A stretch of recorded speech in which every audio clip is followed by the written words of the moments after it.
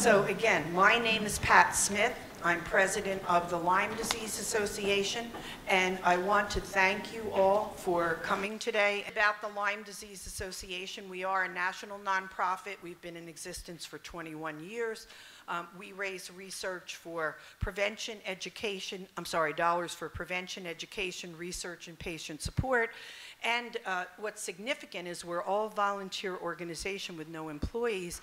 96% of our revenues that we collect go directly to our programs.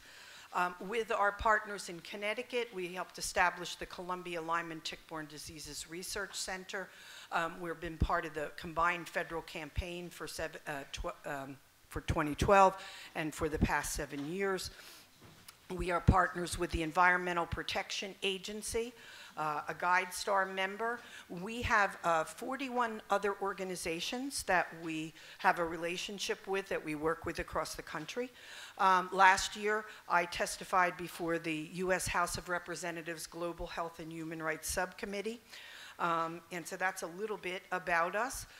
Now, the kind of research we fund, we like to think that we fund high-quality research that goes on to be published. And to date, we have had publications of research we funded in 29 medical journals. We think that's a pretty good statistics.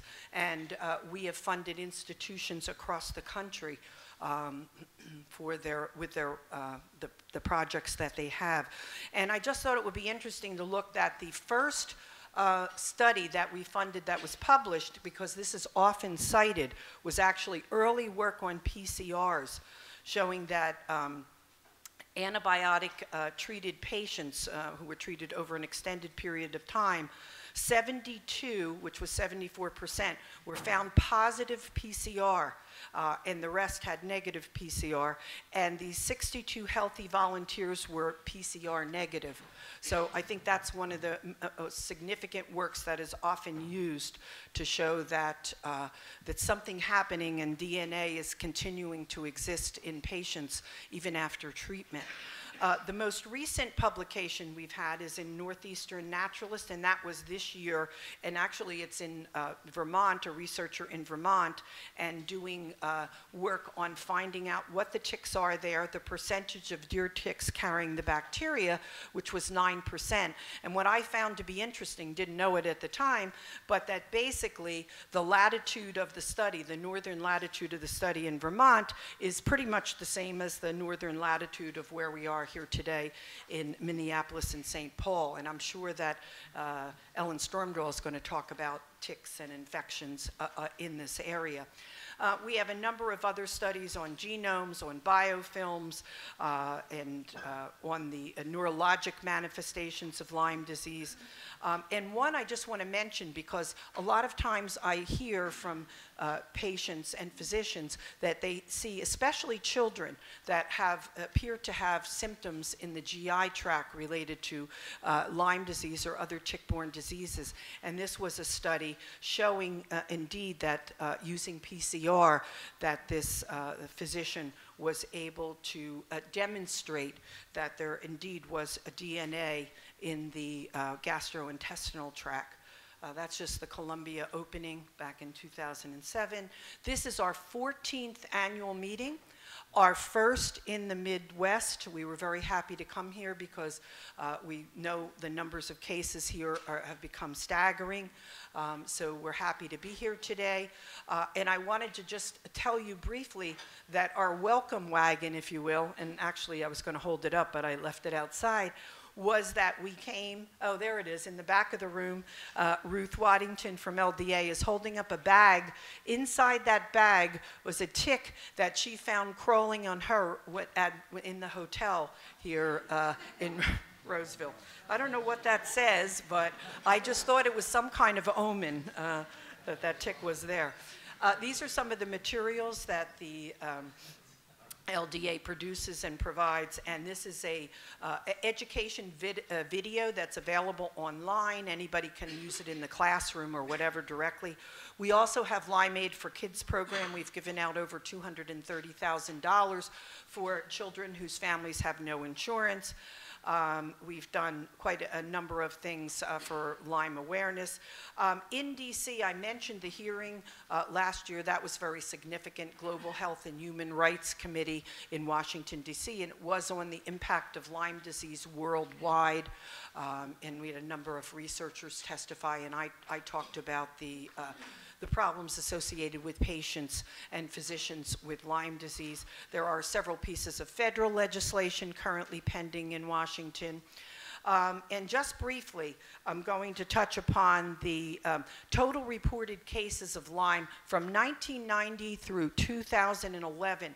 Now, these are CDC figures, but we did the mapping and the compilation.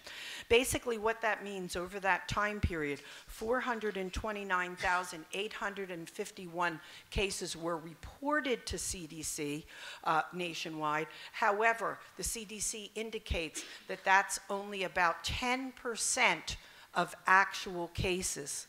So if you look at it that way, we're talking over 4 million cases of Lyme disease over that period of time.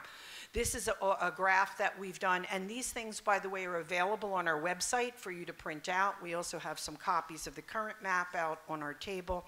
And this basically shows you the top 10 states graphed out as their percentage of Lyme.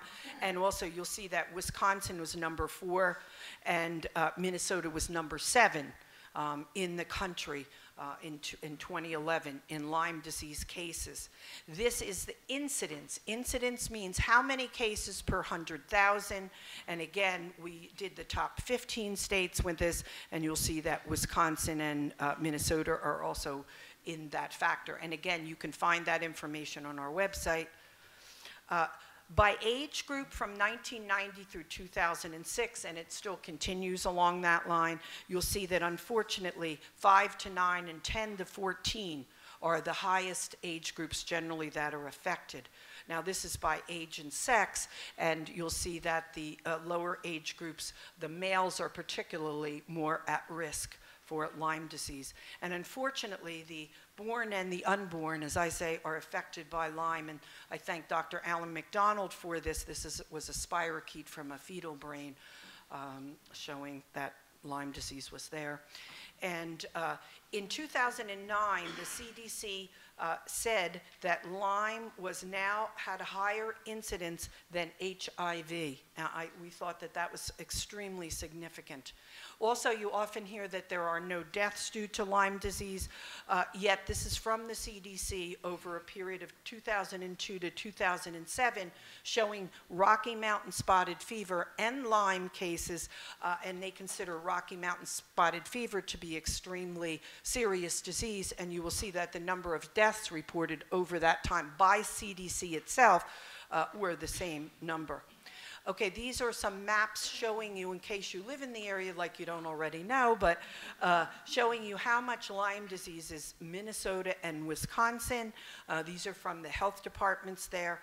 Obviously, the darker the colors there, you know, the more Lyme is prevalent in that region. And I just thought this was really interesting, and this comes from the Companion Animal and Parasite Council. We happen to work sometimes with IDEXX Labs. They have given us some training about Lyme in animals, and I thought these numbers were quite astonishing. And out of this study, for Wisconsin, they tested 53,904 dogs. The positives were 5,400 positives. That was 10%. And 6% of the dogs of the nation that were tested were in Wisconsin. Minnesota, they tested 41,054, and 3,707 were positive. That was 9.02%, and 4% overall nationwide of the dogs were from Minnesota. This is just in closing. This is a billboard we had on Times Square last year, electronic billboard, which we were trying to raise awareness about Lyme disease. And it's my great pleasure to be here to give a lecture at this wonderful place and through the wonderful organization dealing with the real serious issue we are facing every day. I'm from New Jersey, And I'll show you a picture why we are so serious about this Lyme disease. Okay, you can see this is a map showing the world distribution of Lyme disease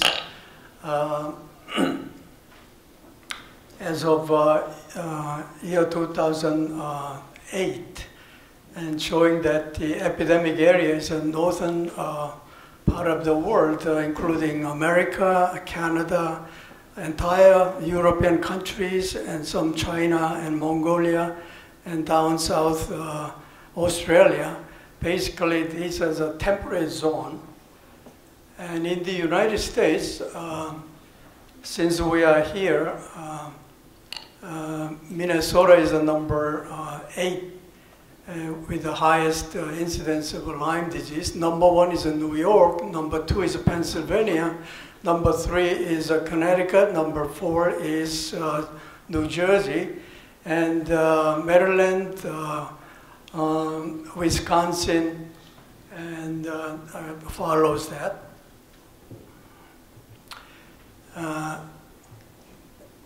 It is known to the public that about 20,000 new cases are reported annually according to CDC. And worldwide, the hyperendemic areas are in temperate zone, as I showed you in the map. And US, I just mentioned. Primarily, these are resulted from the infection of the Ixodes tick in Europe, specifically Ixodes ricinus, sheep tick, and US. There are 3 major ones. I'm sure there are more, but Tamini, scapularis, and pacificum are the bugs. And you can see disease occurs from spring to fall. These pictures will show you some difference of the ticks, but actual size is on the right-hand side. The big ones are, not real size, and you can see.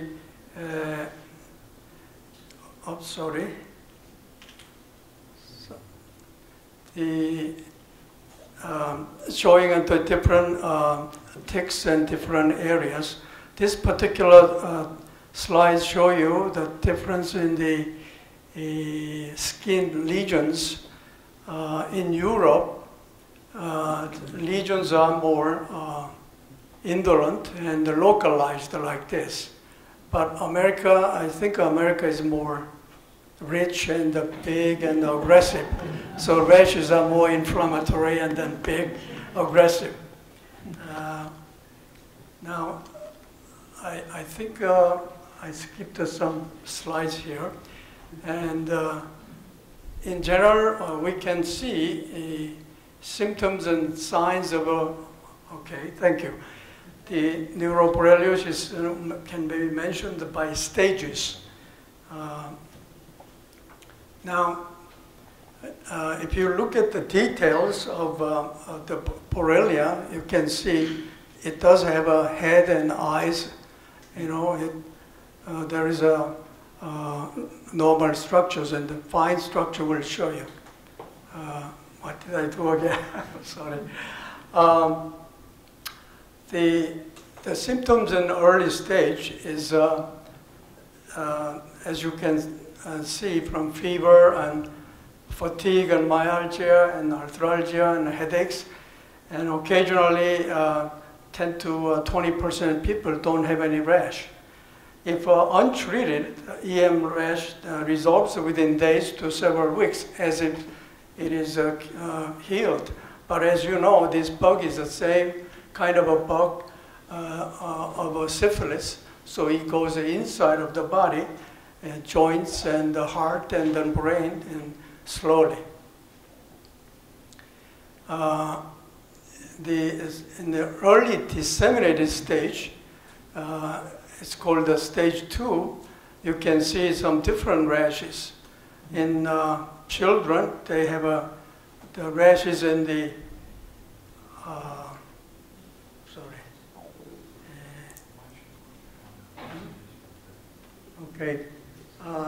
previous.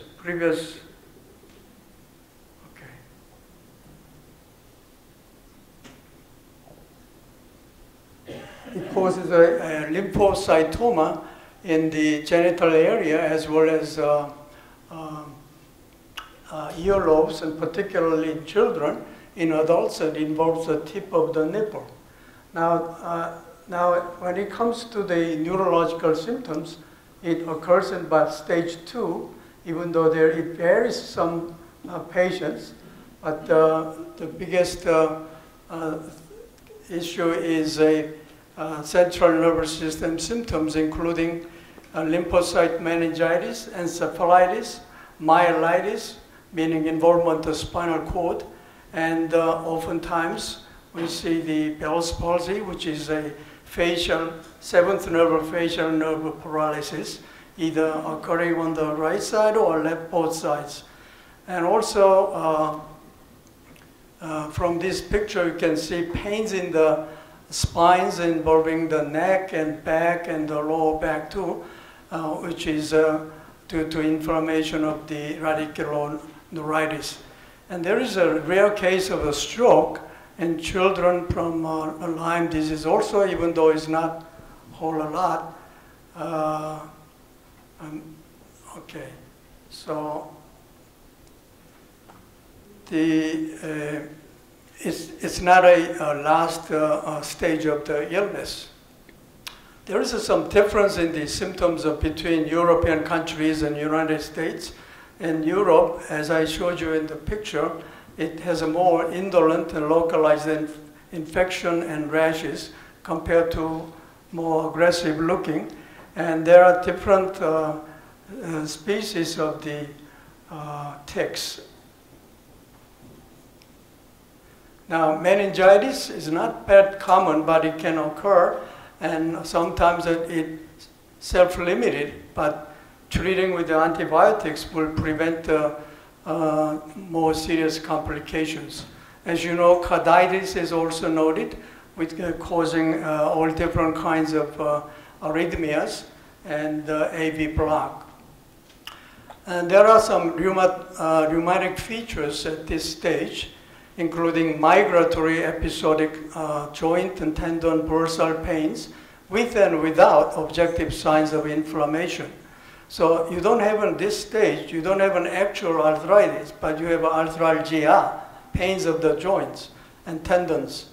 And typically acute localized pain lasting to a few days to a few weeks before receding spontaneously, just like a rash disappears. But it occurs, pain occurs in other areas of the body. And so at this stage, inflammatory arthritis is not the real, but arthralgia is the main symptoms. Now in late stage, stage 3, which occurs months to a year after initial infection, usually about estimate 6 months, and it may present without the prior features of early Lyme disease. In other words, you may not have any Lyme symptoms, then all of a sudden you get this type of symptoms later on, which is also somewhat atypical. Now, systemic symptoms at this stage is very minimum or absent, other than other constitutional symptoms, which I will mention later, including memory problems, chronic fatigue, etc. And this is these type of symptoms are seen about 80% of untreated patients, and also about 50% of people will have a single arthritis. Now, important thing is that we don't see in the America, but there are literatures showing that this ugly looking skin lesions known as acrodermatitis microcum atropicans in European countries. Now, there are some symptoms of difference in between USA and European countries, even though most of symptoms are very similar, but there are more in incidence-wise, including encephalomyelopathies, causing impaired bladder, sleep disturbance, memory, paralysis, paresis, polyneuropathy, and subtle memory impairment, chronic fatigue, which makes it confused with the chronic fatigue syndrome, and concentration, memory problem, which get confused with some other conditions like intoxications or early onset of Alzheimer's disease, etc. Now, spinal tap will show protein elevation, but culture is often negative, and DNA studies are also not frequently positive. It's more negative than positive. And but antibody synthesis, particularly IgG synthesis, seems to be elevated. There is a few other actual cases that I will mention later. And in the Europe, encephalitis, myelitis, radiculopathy also occurs as in America, but they're more higher incidence because of different bug, Borrelia garini. And diagnostically, I don't have an MRI picture here, but MRI pictures are very confusing and very striking, as if it shows a person with a MS, some other disease like minor stroke. And so you have to do more than CAT scan and MRI, such as a SPECT scan. In this case, SPECT scan shows you some area of hypo-metabolism.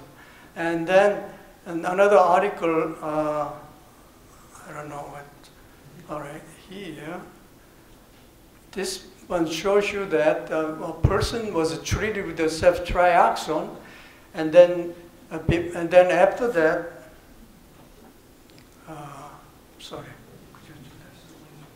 And then, okay, yeah, and then shows you the lesion got cleared in this situation from before therapy, after therapy. And then another study, if you want to confirm what you see in CT and MRI, SPECT scan, if you do PET scan, it also confirms the lesion.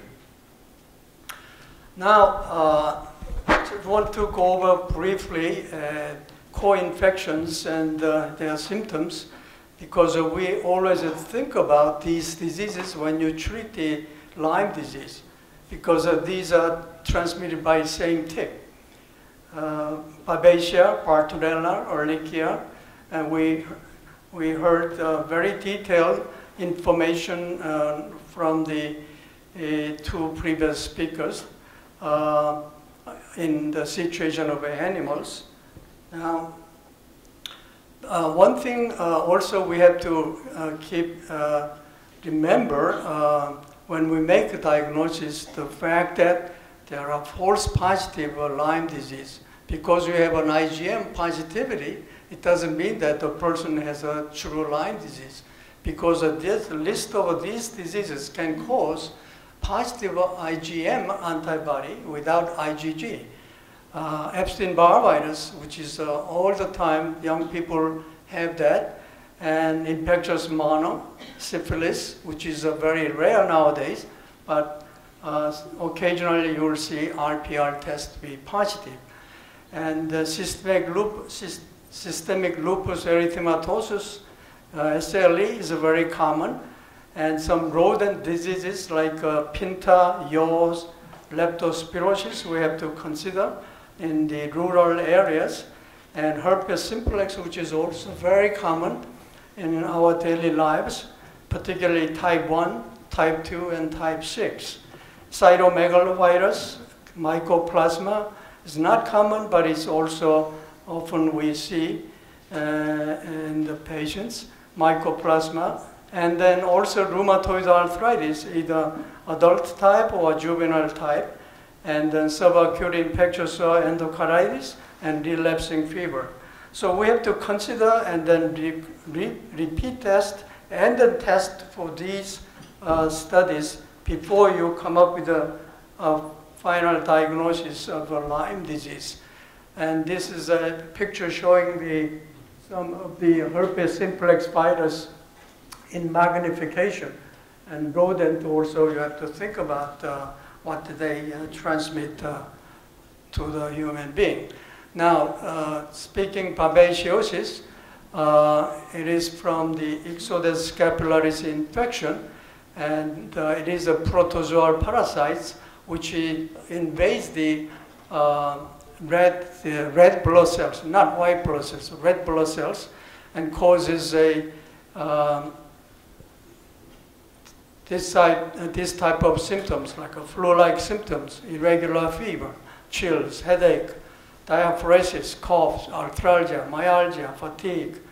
And oftentimes it's self-limited in several weeks to months, but in elderly and splenectomized individuals, they have more serious problems, including heart and renal disease. They say no drug is completely satisfactory, but you give a medicine for malaria, it has been effective in many cases, including atovaquone, and plus the antibiotics azithromycin and quinine and clindamycin combination. Now, Bartonella, we heard detailed information about that in animal studies. We see bacillary angiomatosis, which occurs in the body as a little bubbly-looking skin lesions. The other one is a cat scratch fever in the arms and the shoulder areas, and the bacillary angioma in children has this type of vascular rash compared to bubbly-looking rash in adults. In terms of trench fever, you can see from there, and can cause headache, truncal rash, muscle pains, and spotty fever, the rashes, and hepatosplenomegaly, and rashes in the shin, and has been reported. In terms of ehrlichiosis, there are two types: human monocytic ehrlichia versus human granulocytic ehrlichia, and symptoms are very similar, but one type is more aggressive than the other. Now, human granulocytic ehrlichiosis, which is also known as anaplasmosis, and shows disease from the intracellular. In this particular bug involves the white cells rather than red blood cells seen in the Babesia. And the disease is transmitted by deer, wood rat, and chipmunk. And when you stain them, they are gram-negative. According to CDC, the statistic has been gradually increasing up until year 2009, and year 2010, the statistic shows a slight decrease of the incidence. Now, again, symptoms are very much like other diseases: malaise, rigor, nausea, fever, headaches, some rashes, leukopenia, absolute lymphocytopenia, and in severe case, acute respiratory distress syndrome, encephalopathy, and acute renal failure. And these are pictures of the bacteria within the white blood cell, again causing fever, malaise, and sometimes in few months to a few more years, according to the literature. And then once it affects, usually affects more often in older person with a sick person with the other diseases, rather than more than what you see in the acute Lyme disease case. And it could be treated by doxycycline, and in the literature says 7 to 10 days but in my situation, when I see it, sometimes it takes 7 to 10 months. That's an example of the Lyme disease. Is no matter who believes and what organization. I understand the infectious disease organization doesn't agree with the chronic Lyme disease, but in reality, we see them chronic cases all the time. Now, I would like to mention about multiple sclerosis. Why? Because multiple sclerosis is very much confusing with the Lyme disease, particularly when it comes to the MRI study.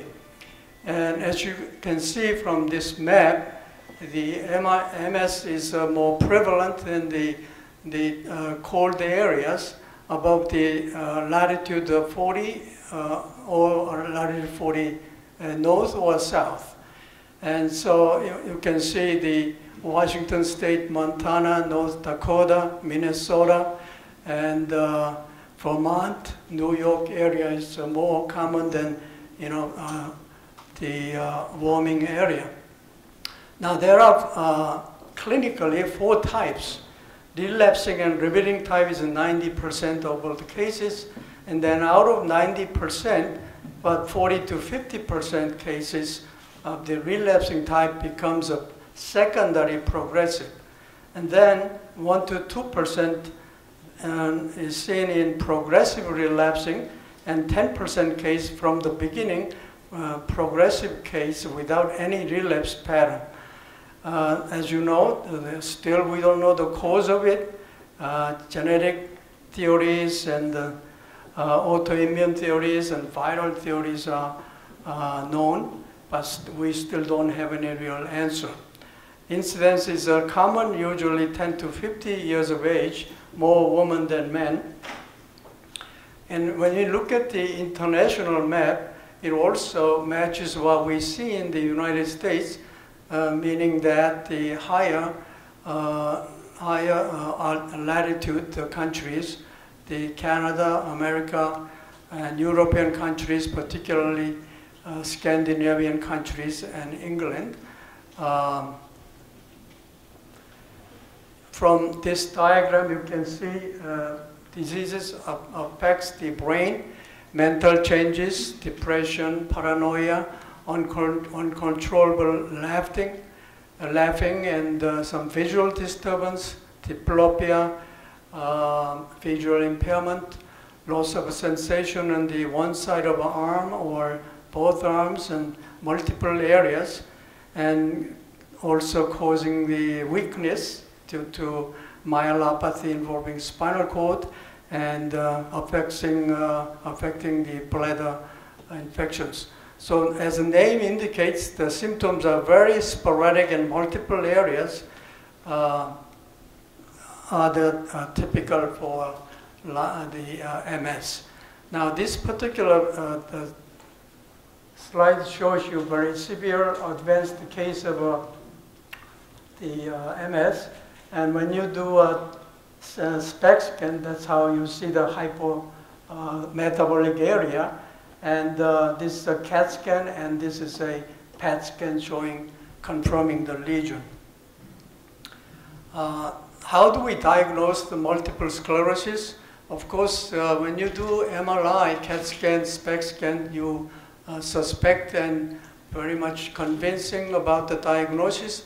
But since it affects multiple areas, you have to do additional studies.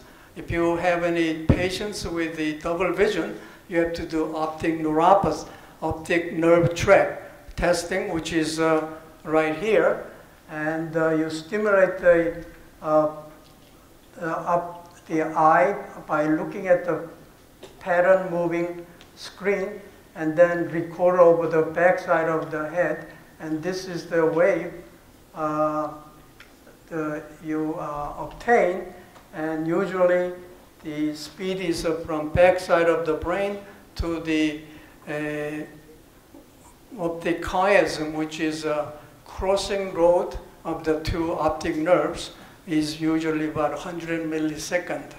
And people with the optic neuritis, they will definitely show delay reaction. Now, beside the optic nerve testing, people with an MS often complain of dizziness and balance issues and noise and causing ataxia. So in that case, you have to do brainstem auditory evoked response study. If you put the electrodes over the heart, you will get the electrical recording without any problem. If you put it over the head, you get EEG recording without provoking. But if you want to get the results of the brain stem and spinal cord, you will have to evoke technically, so 100,000 times, make a small wave to a big wave so that you can see. And that's the test of the brain stem auditory evoked response study. I don't know what I do. I keep messing up here. I'm sorry about that. The other one is the somatosensory evoked potential study, SSEP, is the electrical recording of the spinal cord. Now this SSEP is now very much advanced in that when person is subject to surgery of the neck, brain, or spinal cord, and then this technique is used to monitor any unforeseen damage of the cord so that you prevent the potential surgical complications. There are many years ago, like 40 years ago, there were few cases here and there after stretching the spinal cord during the scoliosis surgery. Patients will wake up with a paralysis. So this particular procedure will prevent that. Now these are some of technique that doing what I just mentioned, and then treatments are available. Keep advancing. Up to a couple of years ago, everything was an injection, skin injection or IM injection or an IV.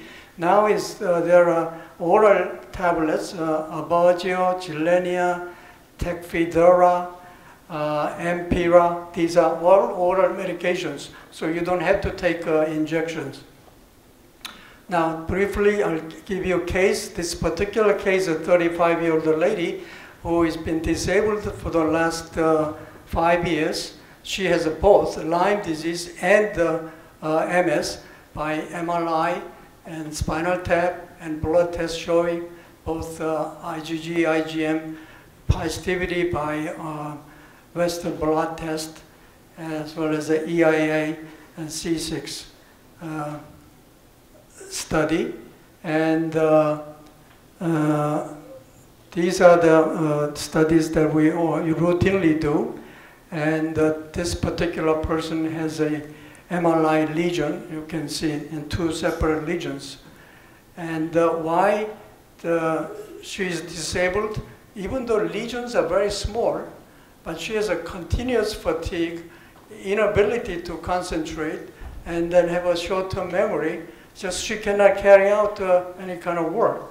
There's another lady, 65-year-old lady, disabled since 28 years of age, has no problem walking around and talking, but she cannot really perform any activities because of chronic fatigue and very abnormal MRI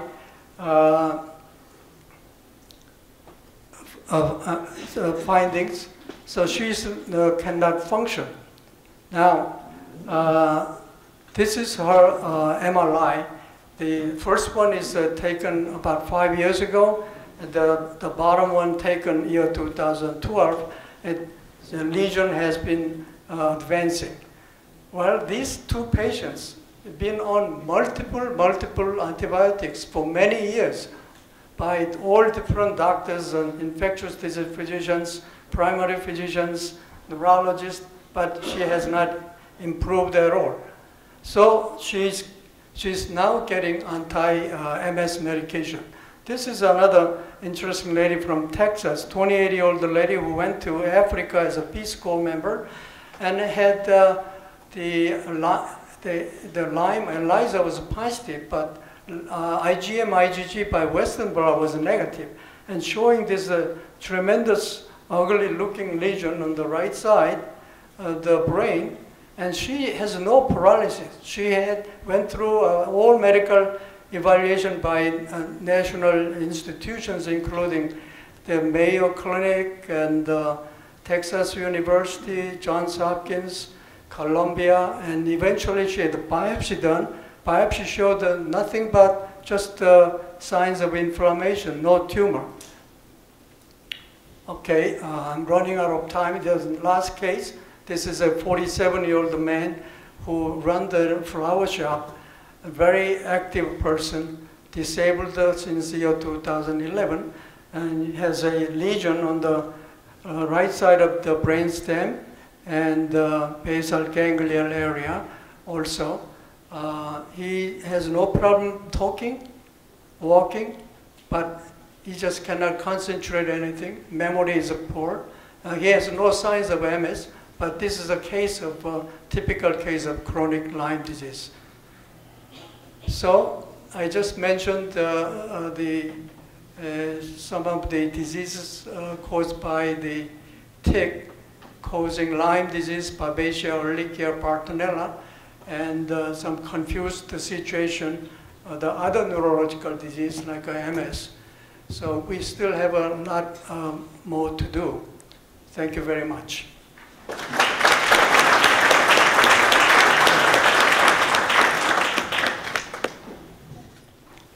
What therapy again? Could you speak to my microphone? Worm therapy. Worm therapy? With using the FDA-approved, the pig pinworm, and it's from a German company. It comes in like a liquid vials, and you take one every 2 weeks. We told her that was all. She didn't want to do any more of the medications for MS because she said it was making her feel ill. And so after that, we just did I think 5 months of it, and then we gave her a break and we repeated 5 months. But when we did the MRI, while it didn't reverse any of the lesions, she never got any new ones. So we maintained the status quo. I don't know, but I spoke with the immunologist at UCI, and he thinks it sort of depresses the pro-inflammatory cytokines and upregulates T red cells, so I don't know. It's called the worm therapy. How high the temperature do you use? I have no experience. There's no temperature, it's at room temperature. A room temperature? Are you saying worm? Worm. W-O-R-M? Worm? W-O-R-M, and it's called, it's a pig pinworm, and because it's non-pathogenic to humans, and they were doing a research. There are quite a few papers that I have from various universities, and then we told her that that's all that was possible if she was willing to try it. But so far, I mean, we didn't get any positive results in the sense that we could reverse any of the lesions, but we, the follow-up MRI showed that she did not produce any new lesions. So we just sort of kept her at that place. Well, I have no experience, but I should take a course with you. Thank you, Dr. Rhee. That was great. I was just thinking about the pig pinworm. A lot of those worms have lumbar cases in them. It might be fibrinolytic. So that could be a mechanism. Anyway, I have two major questions. Sure. In the array of cases you described to us, does your clinic apply some of the broader, more integrative and functional applications? Are these people getting any botanical extracts? Are they screened for hormone defects? Do they get good nutritional indices and support? Do you do those things as a pattern, or is this more of a conventional group with antibiotics? My group, we have one pediatric neurologist and 4 adult neurologists. And oftentimes patients ask me the same questions. So we have integrated medicine practicing physicians in the area. We refer them to them. Okay. And then the other question was, how often are you doing any of the blood cultures on these people? Are you using advanced lab blood culture technology at this point to screen? I went to a seminar last year, and Rhee, F-R-E-Y laboratory demonstrated that they can do reliable culture, but I have not gotten any positive culture from my patients yet. In our practice, which I share a lot with several of the neurology clinics in Minneapolis, I would say 50% of the atypical MS-like patients with the indeterminate gliosis, T2 signaling, in our clinic, we've had positive blood cultures from. So. But something to consider. Yeah. One more. Dr. Rhee, how is the association between Bell's palsy and Lyme's disease established, and what would you recommend for treatment if you diagnosed that? And since I'm in the endemic area, we routinely do a Lyme test and the co-infection test if anybody comes with a Bell's palsy. But for a long time, many even centuries, Bell's palsy has been known as a part of a neurological disease without any infection.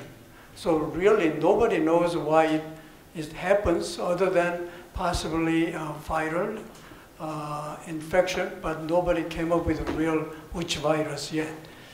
So if blood becomes positive on the people with the Bell's palsy, definitely we treat them, but almost always we order the tick-borne disease study. Anybody comes with a Lyme, Bell's palsy nowadays.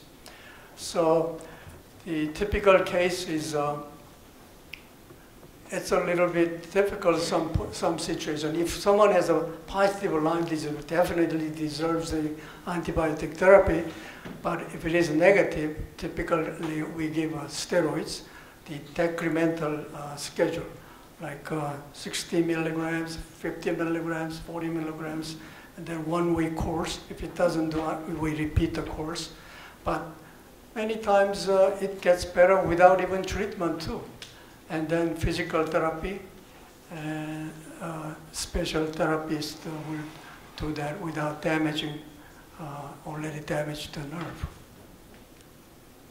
Have there been any culture studies on the CSF linking to associate the two? Most people don't want to subject to spinal tap if they want to wait, particularly if it's not positive in the blood.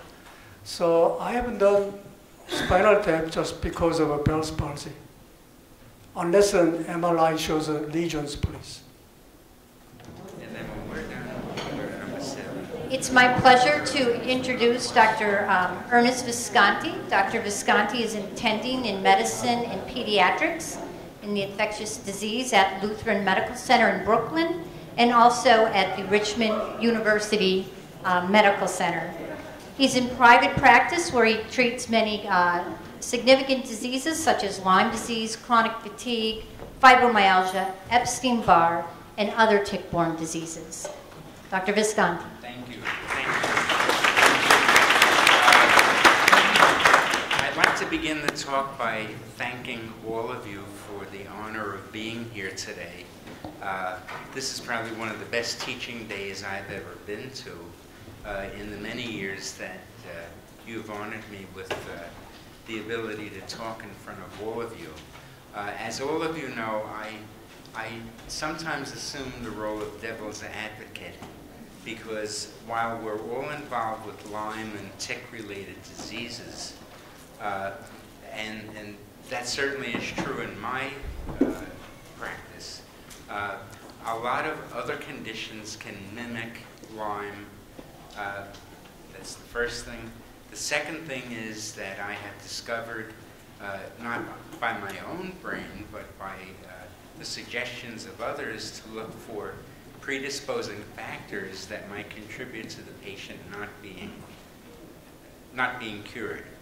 So at the top of the list, which I really did not even put into the lecture, which just occurred to me is people who live in Lyme endemic areas are very prone to getting reinfected. I mean, you can be treated, and I know personally I've had it at least 4 times in different parts of the country. It does not protect you against getting it again.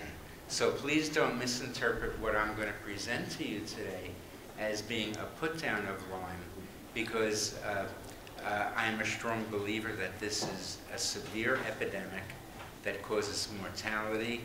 I have personally witnessed many severe cases of this. We're getting into some of the cardiac manifestations of it in my next year or 2 in practice. So please don't misinterpret what I'm going to say. So the topic that we're going to have today is helpful hints in the differential diagnosis of Lyme disease. And we shall see, did it the right way. So the practice that we're talking about is not primarily my hospital practice. It's a referral practice in a part of Staten Island that currently is in a non-Lyme endemic area. Now, a few years back, a number of deer got very smart during a very cold winter and crossed the narrows between New Jersey and Staten Island, so that we currently have a lot of deer in Staten Island, particularly on the South Shore. So we have a setup.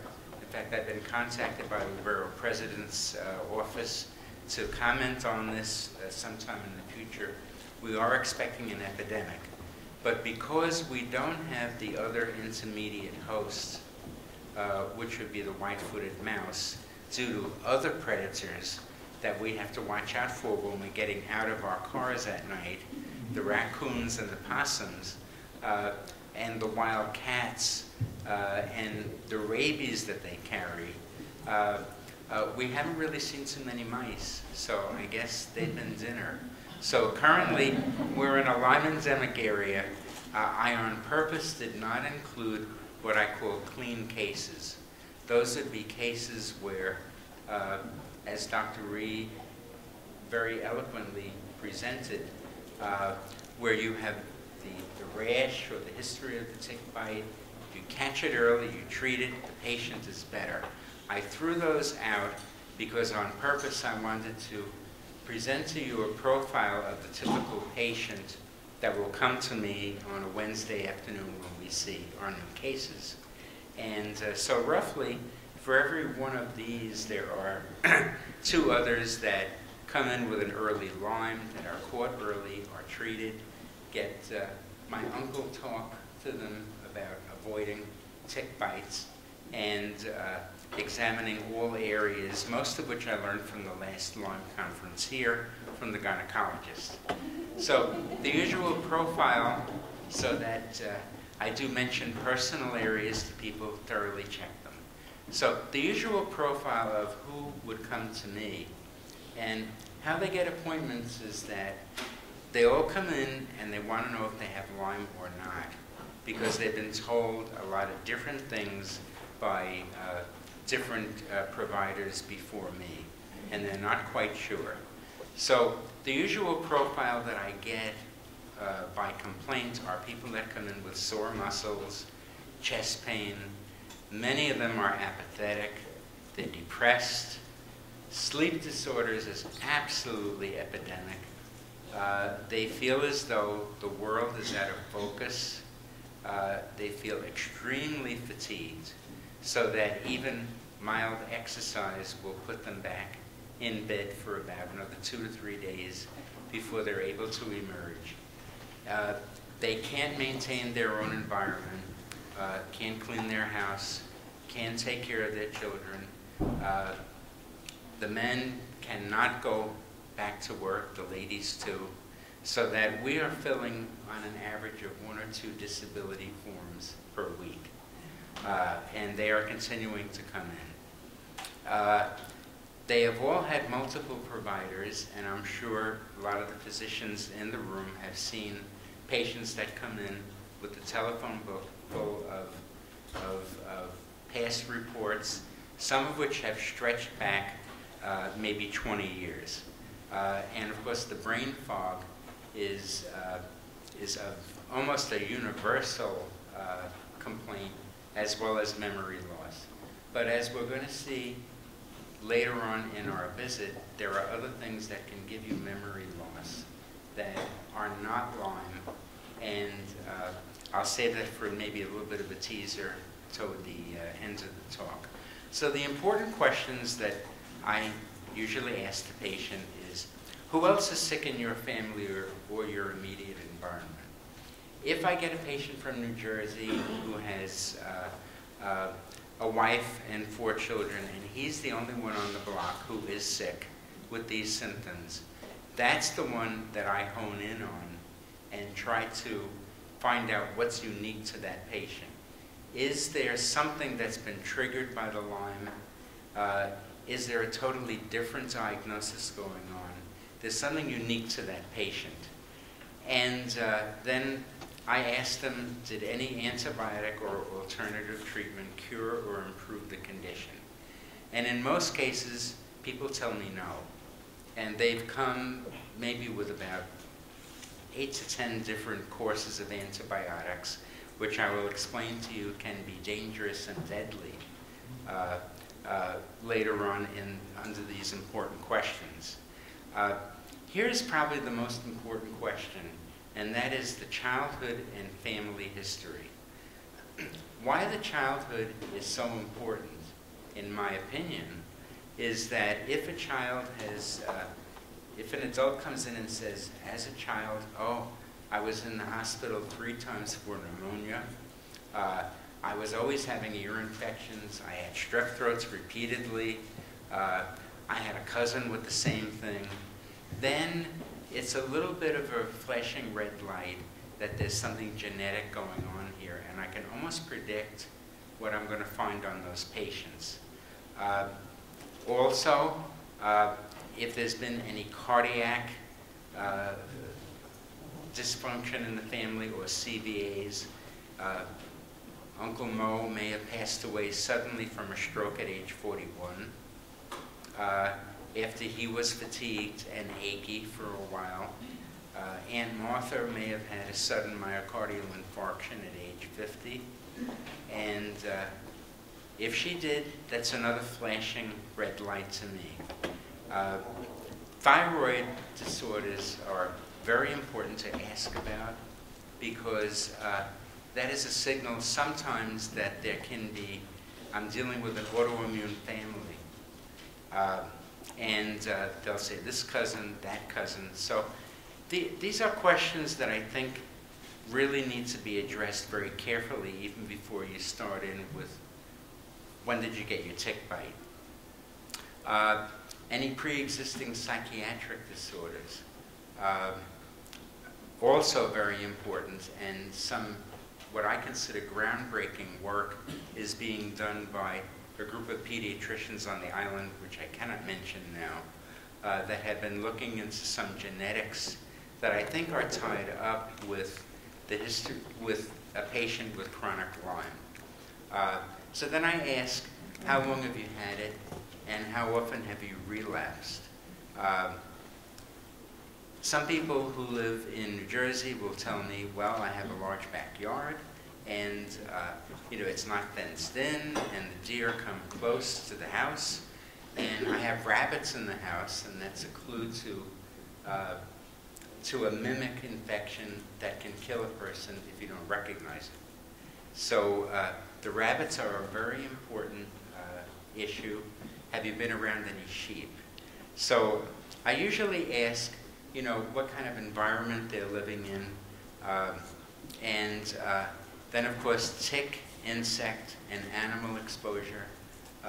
People have very exotic animals. I had a gentleman come in this week with chronic fatigue, and I don't know what he has, but he had a pet python at home that was released in Pennsylvania, so I hope you're on the lookout for that. And their personal habits and status. And sexual history is extremely important for a mimic of Lyme that if you miss it, it's going to have dire consequences. So I think this is extremely important. And what are your personal habits? What do you like to do for a hobby? So, you know, you get little hints. And then you ask about the diet, the home conditions. Miscarriages are very important for the issue of an underlying collagen vascular disease, which I think will be touched upon by the next speaker. Any legal proceedings. I had mentioned at the last time, I have had a number of people come to me and they tell me quite frankly, I'm coming to see you because I'm having a fight with my husband or wife over custody of the child and it's over Lyme. So I've had two like that. I've had one patient accused of manslaughter who is trying to use Lyme as a defense. So you want to get to know this before you even get started because it could be medico-legally important for you or legally important for you because you may be involved in a prolonged court case.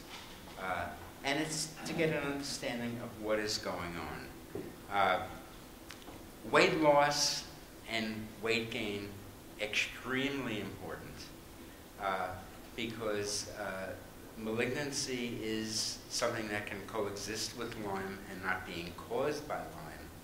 And you know, if a patient comes in and has lost 20 pounds and in about 2 weeks, that can be a signal either of a thyroid storm or maybe that achiness is a paraneoplastic syndrome and they've got lymphoma. So I'll show you a list of what we've identified. Any history of anemia would go along with that.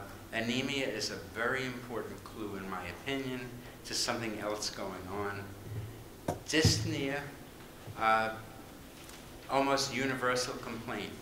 But if a patient cannot walk up the stairs at home with or without chest pain, yes, they could be chronically fatigued from Lyme, but they could also be having cardiac issues. They could also have a genetic condition of sudden death, of which unfortunately I was part of and a very close friend. Didn't know that they carried the gene. So you'd pick this up by finding out if there's been any dyspnea or irregular heartbeats. And you want to know what the doctor, before you diagnose the patient, is having. Any change in bowel pattern with previous antibiotic is extremely important. We all love our patients. We all know that Lyme is a bacterial infection. We all treat people with antibiotics for this condition. But I recently had a patient who I had to admit from another doctor who came this close to having a bowel perforation from C. difficile toxin-induced diarrhea. So it makes me think once, twice, and 3 times before I order up any antibiotic. And medication profile is a very gentlemanly way of, yes, asking what medicines do you take. Look up the side effects. If you don't know, call up the drugstore, Google. You'd be surprised the side effects in small print that can include muscle aches, fever, all kinds of side effects from A to Z, so that just by taking the patient off an existing antibiotic or any medication, a lot of the symptoms may improve. Medication profile is a very ticklish affair. I don't know if you are seeing this in Minnesota, but we currently are pretty much semi-epidemic on Staten Island with the new synthetic marijuana. The teenagers are really getting into. I went to a drug lecture and I was shocked to find the number of things that could be bought over the counter. And many of these are going to make the person taking them think unusually. They'll have psychotic thoughts.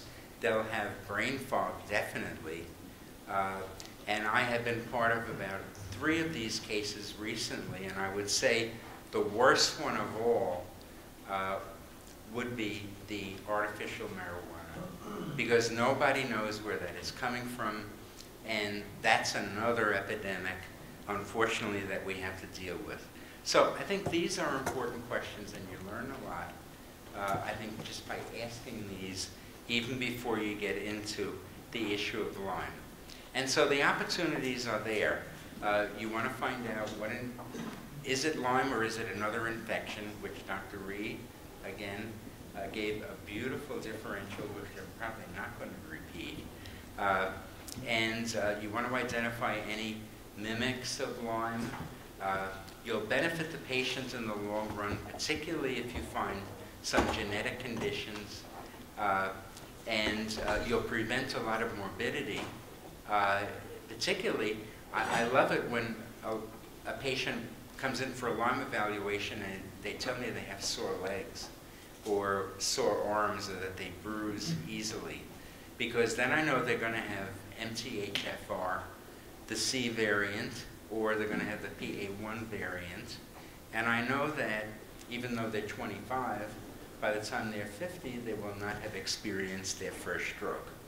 So it also minimizes medical legal issues. I don't know what your setup is here in Minnesota, but we are in the highest lawsuit county in the nation, the borough of Kings, so you have to be very careful to cross all your T's and dot all your I's and really be exhaustive in your workup.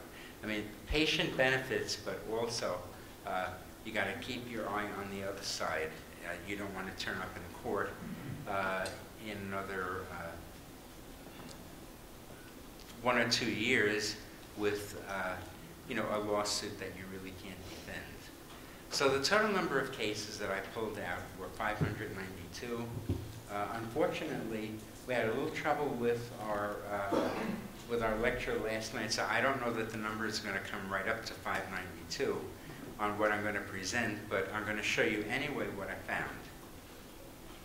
So the results are, oh, and by the way, this slide, of course, is superfluous because I have learned much more about how to diagnose Lyme today than what I have been doing, and I'm going to change my practice.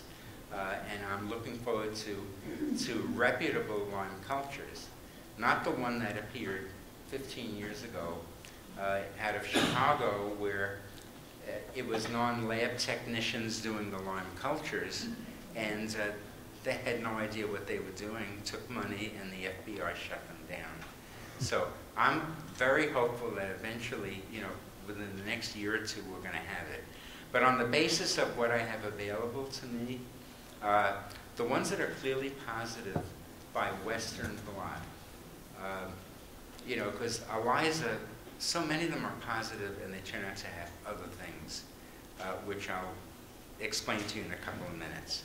So basically, the clear positives are 10%, and the equivocals, that's the bad group, because that's the one that I can almost predict are going to be the people that have been to 10 physicians before me, don't have a clear idea of what they have. And these are the ones that present the greatest opportunity because you can really find out a lot and help them. And of course, in my practice, 23% are negative. When we get Lyme cultures, if another 4 or 5 years, that figure probably will change because I'll probably jump on that as soon as it's available. Okay, and the labs that are used, there's no sense going over this. You know everything that I know about it. You need a certain number of bands on an IgG, Western blot to be positive. And if you don't have that, you don't have a positive Lyme test, so the insurance company can say, ha, I'm not going to treat your patient. But as I think we'll see in a few minutes, there may be reasons for that. So, moving on, what I found in a lot of these patients is that I usually find things other than Lyme. And again, these are the patients who are chronically ill. They just keep on relapsing. And if you can't explain it by the fact that they live in a Lyme endemic area where they're going to be re-exposed constantly. So now, what did I find? Okay. The coexisting conditions and mimics, probably at the top of the list, and I think the physician who asked me before, earlier in the morning, is maybe these patients don't have the proper immunity. And in my practice, I see an awful lot of this. And these numbers are really on the low side, because if they were updated, they'd be at least 1/3 more. I find many have IgG subclass deficiencies, particularly IgG number 3 is the bad one. You can be treating them for Lyme, and they don't improve. They also have multiple infections, so that the more you look, the more you're going to find in these people. Mannose-binding protein is something that I feel very strongly about, because my heart used to ache for these patients that would come in and they would never get better. They would take tons of antibiotics. They probably have become allergic to those antibiotics. And with a mannose-binding protein deficiency, they just don't have the machinery to fight bacteria and viruses. And these are the patients in my practice that are most severely affected. These are the bed-confined patients or the housebound patients. And what mannose-binding protein deficiency is something I'll show you. It's one of the classic ways that we coat bacteria and viruses. Now remember, I'm in not a Lyme endemic area, so I deal with a lot of chronic viral infections. And I would say of these 26 MBP deficient individuals, a number of them have chronic herpes, so that I can almost predict the spring, autumn, and summer, December ones that are going to relapse. And many of these, when I studied them genetically, have been found to have unusual genetic patterns. In fact, I have one family that is so unique genetically that there is maybe one other individual in Central Africa that carries their same genome. I mean, nobody knows what to do with these patients, but at least they have an understanding that there's something going on. They're not going crazy. You know, they feel validated for their symptoms. PANS, which we used to call PANDA, are probably the most difficult and sad patients that you will ever encounter. These go usually up to the age of 20, although I would suspect there are adults lurking in the background that we haven't diagnosed yet. Classically, the PANDAS has been strep associated, but lately mycoplasma pneumonia, which I'm going to talk about in a little bit, is also a culprit. Some of the new thinking is that maybe some of these patients have Lyme. Now, what does a child or a young adult with PANDAS present with? They start out with a tic or movement disorder, very much like the old Sydenham's chorea, which Sam and I will remember from back in the 60s when we were treating patients, I'm sure. I think it's a variant of that.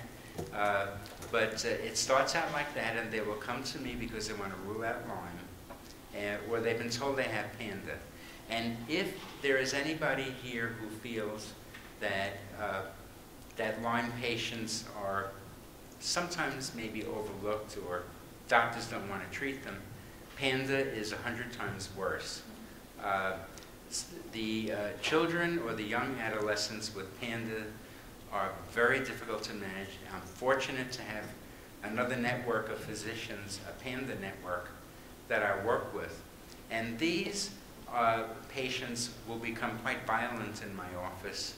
Sometimes it takes 4 or 5 of my staff just to hold them down for me to examine them. They will bang the walls. Some of them will empty my office when they walk in. But, you know, they're people too, so you can't, you know, you just try to separate them and deal with them. much more difficult than what we used to consider to be neuropsychiatric Lyme. And PANDA is something that we don't have time for. Gamma globulin plasmapheresis, if you can get it. And again, I have another network that I'm working with on that.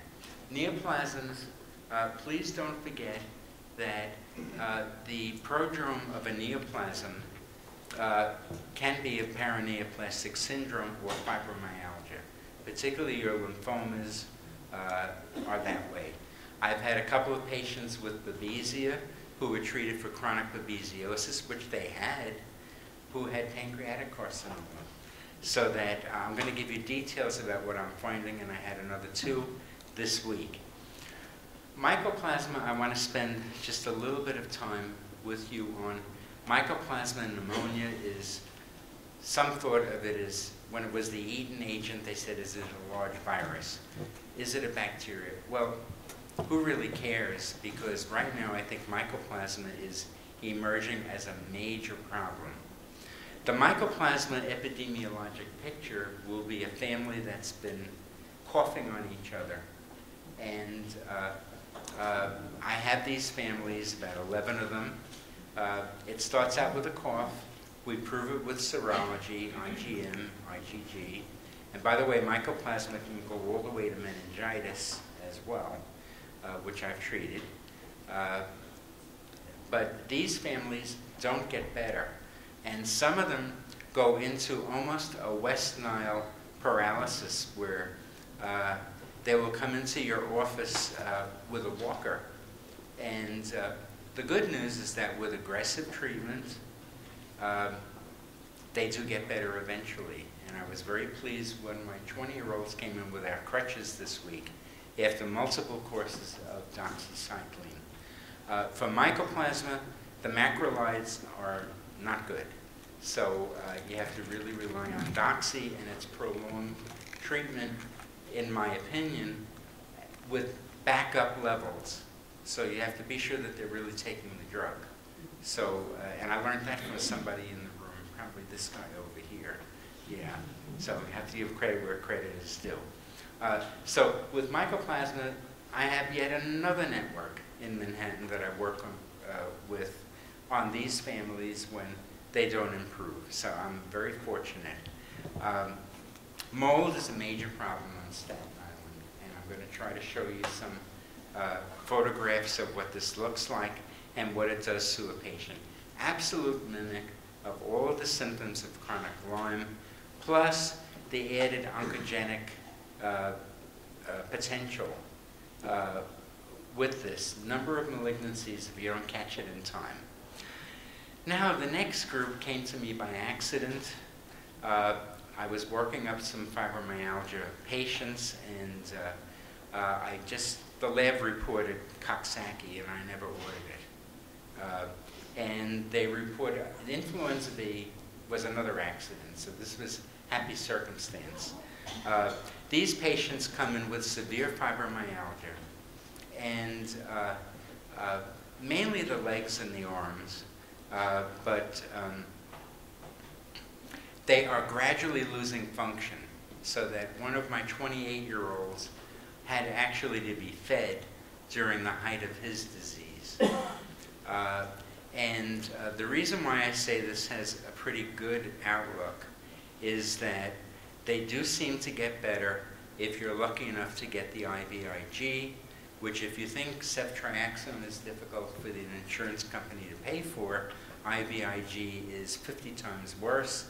It goes up to about 10,000 a clip, and that's usually on a monthly basis, and we have all kinds of